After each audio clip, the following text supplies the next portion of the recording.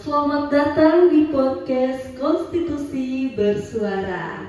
Pada episode kali ini, kita akan membahas isu ketenaganegaraan yang sedang ramai diperbincangkan di Sumatera Selatan, yaitu wacana pemekaran Provinsi Sumatera Selatan Barat atau Sumselbar.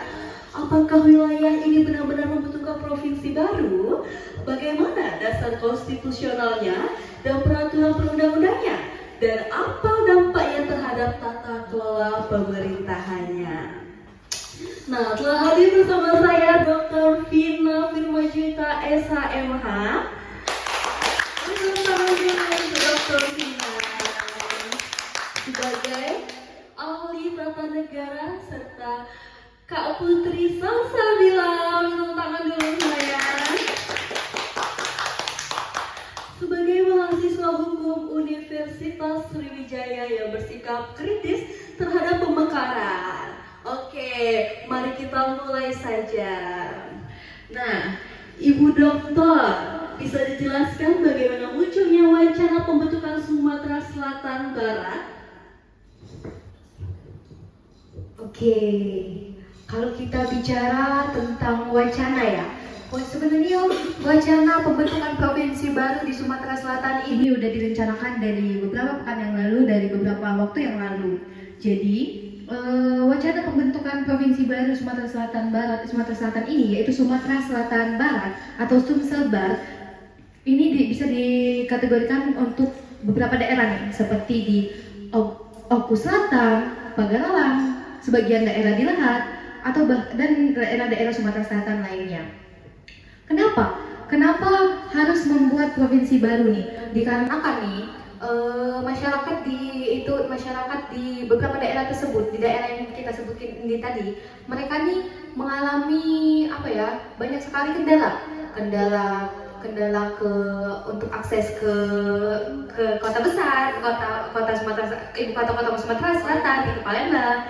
Terus pembangunan ekonomi yang belum merata juga. Ini nih pemerintah ini menampung semua aspirasi dari masyarakat ini. Makanya ada pembentukan wacana untuk membentuk Sumatera Selatan Barat. Nah, kalau kita lihat nih secara hukum, pembentukan Sumatera Selatan Barat ini ada beberapa landasan.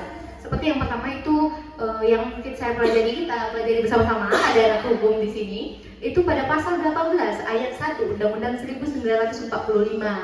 Nah, yang menyatakan bahwa Negara Kesatuan Republik Indonesia dibagi atau atas daerah-daerah provinsi, dan daerah provinsi itu dibagi atas ke kabupaten dan kota. Nah, berdasarkan undang-undang ini nih memberi dasar bahwa negara memang dapat membentuk provinsi baru. Selanjutnya juga itu ada pasal 18 ayat 2 Undang-Undang 1945 yang mengatakan bahwa pemerintah daerah ini dapat mengatur dan mengurus sendiri urusan pemerintahan menurut asas otonomi dan juga pembantuan tugas hukum. Artinya, semangat pemekaran adalah memperkuat otonomi daerah agar pelayanan publik lebih dekat dan lebih efektif. Terus nih, kalau kita mau bicara secara teknis, diatur dalam Undang-Undang Nomor 23 Tahun 2014 tentang pemerintahan daerah, terutama pada pasal 31 sampai pasal 38. Nah, di sini dijelaskan bahwa syarat-syarat pemekaran itu yang pertama itu kapasitas ekonomi, kemampuan fiskal, kondisi sosial budaya, luas wilayah, juga serta dukungan politik administratif dari daerah induk. Ditambah lagi ketentuan dalam Undang-Undang Nomor 23 Tahun 2014 nih tentang pemerintahan daerah, sebagaimana telah diubah dengan Undang-Undang Nomor 2 Tahun 2015 dan Undang-Undang Nomor 9 Tahun 2015, serta diperjelas lebih lanjut melalui Peraturan Pemerintah Nomor 78 Tahun 2021 tentang Peraturan Daerah, menegaskan bahwa pemekaran daerah dilakukan secara sangat efektif dan hanya dapat dilaksanakan setelah mendapatkan persetujuan pemerintahan pusat.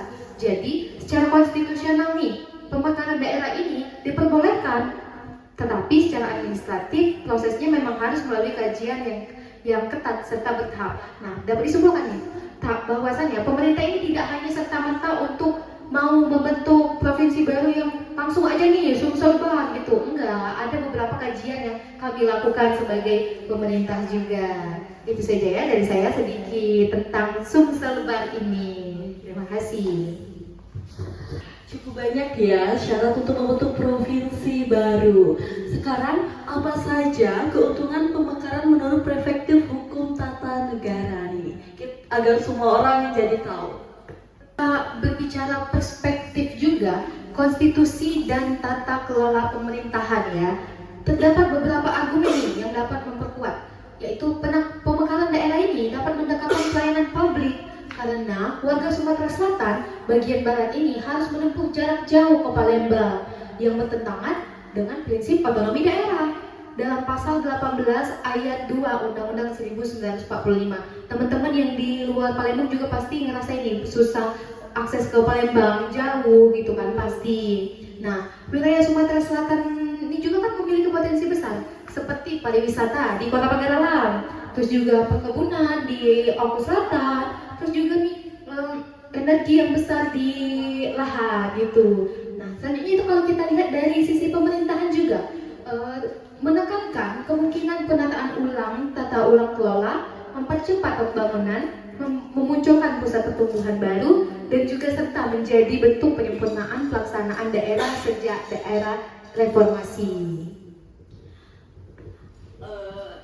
Kalau tadi kita dengarkan pendapat dari Dr. Vina sebagai ahli hukum tata negara, sekarang kita dengarkan pendapat Kak Putri sebagai mahasiswa Universitas Sriwijaya.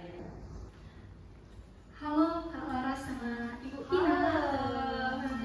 Jadi dia menurut pandangan saya yang saya soroti itu ada dua hal nih. Yang pertama itu mengenai kemampuan fiskal yang sudah disebutkan sama Kak Ibu Ina tadi kan.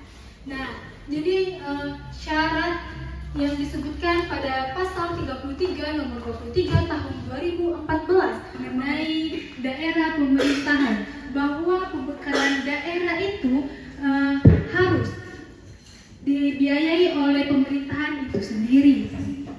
Yang kita tahu nih, faktanya sendiri itu kan, kalau beberapa kabupaten di Sumatera Selatan ini masih bergantung besar nih pada dana transfer daerah pusat. Nah, jadi jika pemekaran ini dilakukan, itu tidak memungkinkan kalau mereka itu akan kekurangan anggaran biaya. Nah, dan yang kedua itu pemekaran Sumbar ini, Sumatera Selatan Barat ini memakan biaya yang banyak tuh, karena banyaknya pembangunan yang akan dilakukan. Kan semuanya dilakukan dari awal semua kan pembangunan ini, dari pembangunan gedung gubernur, provinsi, DPRD, terus itu juga ada penataan birokrasi. Jadi infrastruktur tuh banyak dibangun ulang. Jadi hal ini tuh bisa membebankan APBN dan juga APBD. Nah, saya khawatir pemekaran ini tidak menyelesaikan akan masalah, tetapi bukan karena ini kan penyebab besar itu kan karena luasnya wilayah. Nah, dengan adanya tata pengelolaan yang baru, kita bisa menyelesaikan masalah ini bukan dengan melakukan pemekaran provinsi baru.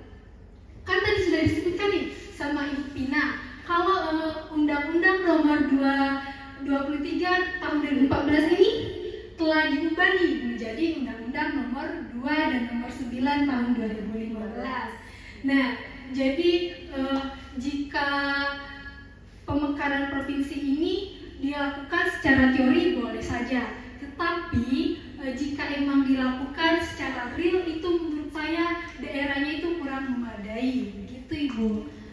Oke, terima kasih Kak Putri atas argumennya. Nah, menurut Dr. Vina, kalau pemekaran ini benar-benar terjadi, apa dampak hukum dan politiknya? Oke, tentu ya kalau kita berbicara tentang wacana ini pasti akan ada dampaknya. Nah, dampaknya ini pasti luas teman-teman. Nah, harus ada penataan ulang lembaga pemerintahan, pembentukan sekretariat daerah seperti OPD, terus DPRD provinsi, serta juga penyesuaian daerah wilayah nih, seperti seperti wilayah hukum kejaksaan, kepolisian, terus juga peradilan. Nah, seperti yang dibilang sama mahasiswa tadi ya, ini semua menjadi dampak tentunya. Secara fiskal ini, pembagian aset APBD dan wilayah sumber daya alam ini harus dilakukan secara ilegal dan transparan antara provinsi induk dan provinsi baru. Dampaknya ini pada politik daerah sangat berat nih, sangat besar gitu kan. Wilayah baru ini akan menghadirkan aktor-aktor politik yang baru, terus peta pemilu baru, terus dan hubungan pusat daerah juga ikut bergeser tentunya. Dari sisi administrasi negara juga nih, pembentukan provinsi baru ini memerlukan evaluasi konsisten terhadap indikator yang telah diatur pada pasal 31 sampai 38 Undang-Undang Nomor 23 Tahun 2014 tentang pemerintahan daerah. Oke, tadi kita sudah mendengarkan dua perspektif yang saling melengkapi.